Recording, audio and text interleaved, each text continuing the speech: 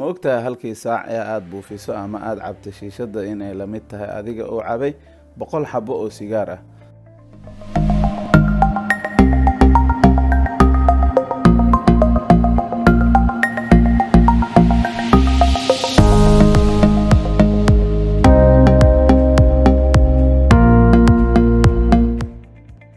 السلام عليكم ورحمة الله وبركاته. كسور دواada janalka Dr. Axmed Yuusuf ku takhasusay cudurrada guud iyo neef mareenka ama cudurrada ku dhaca feeraha.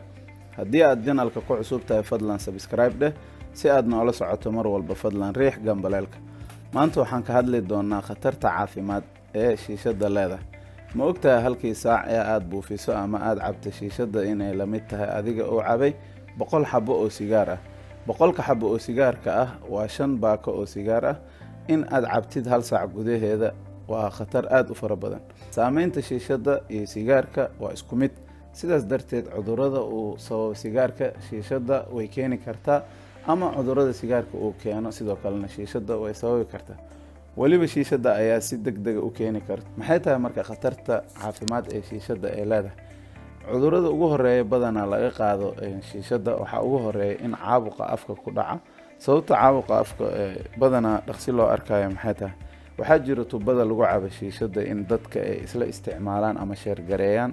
Tubadaas marka qof walba uu afkiisa gelinayo waxaa jira sida masuulka kor idinkaga muuqdaba in ay jiraan nabro aad u yaryar dadka qaar inay yeelan karaan.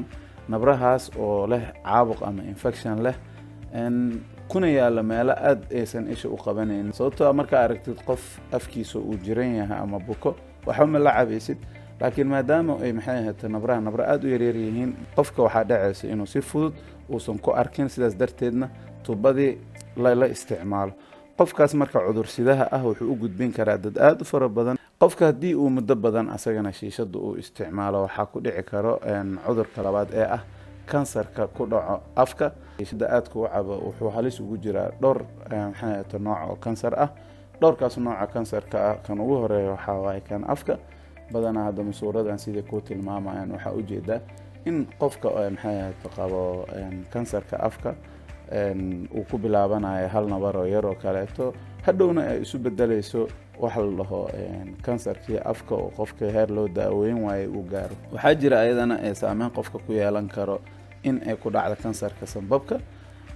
Sidaa ujeedaan marka hadeertaan sanbabka markii aa fiirisid kalarkiisa waxaa loogu talagalay inuu ahaado pink. Marka qofka uu muddo dheer qaac uu isticmaalayo ama uu qofkan uu isticmaalayo sigaar aad u fara badan ama shiishad, sanbabka qofka meesha uu pink color oo ka ahaa waxaa arkaysaa in kalarkiisu noqdo madow ilaa ay heer dhuxusha oo kaleeto uu ka madoobaado sanbabkiisa qofka, hadhowna kansar uu ku dhaco. waan dhibaatada mar walbeeta uu qaaca ama sigaarka uu geysan karo sanbabka. Cudurka afaraad oo qofka ku dhici karo oo ay u keeni karto shiishadda ayadana waa kansarka ku dhaco cunaha. badanaa haddii uu ku dhaco qofka kansarka afka wuxuu usii gudbi karaa cunaha.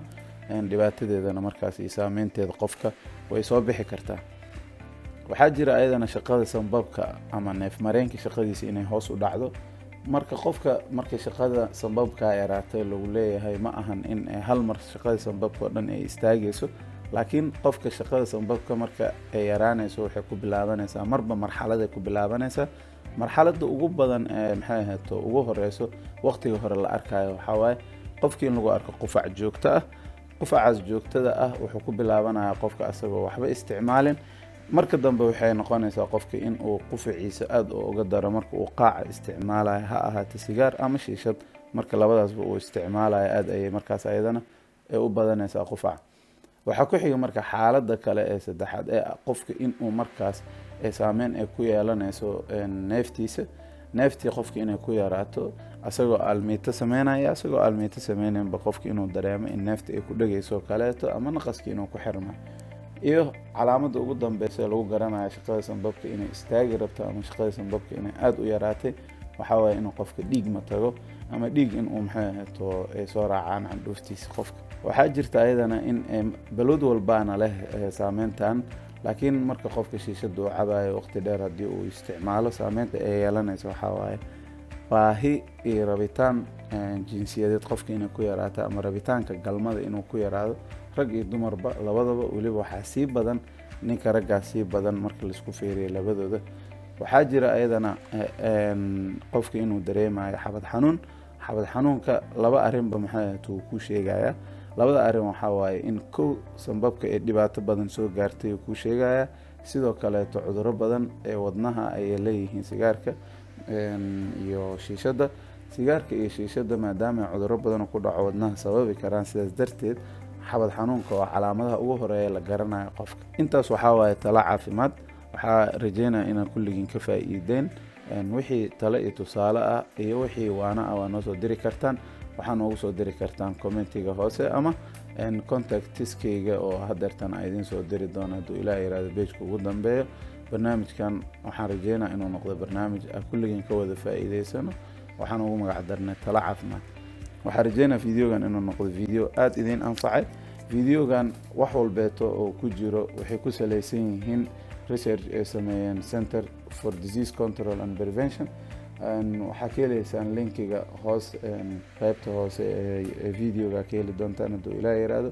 waxaa rajeynaya qofkii rabe oo inuu dib usii baaro ama wax badan kasii ogaado ama dhibaatooyinka caafimaad ee leedahay shiishadda, in uu qofkaas marka haddii uu ingiriis akhrin karo markaasna hore usii galo, sii akhriyo wax badanna kasii ogaado. waxaa idin rajeynayaa maalin wanaagsan ama habeen wanaagsan qof walba xalliga ay u tahay markaas. qofkii raba inuu nala soo xiriiro wuxuu nagala soo xiriiri karaa Facebook, Instagram, YouTube. waxoo kaleeto fariimaha igu soo diri karaa email. fi amaanillah. aada umahadsantihiin walaalayaal, kusoo dhawaada janalka. hana iloobinin inaad subscribe siisiin, gambaleelkan inaad raxiin si aa mar walba nala socotaan. wasalaamu calaykum.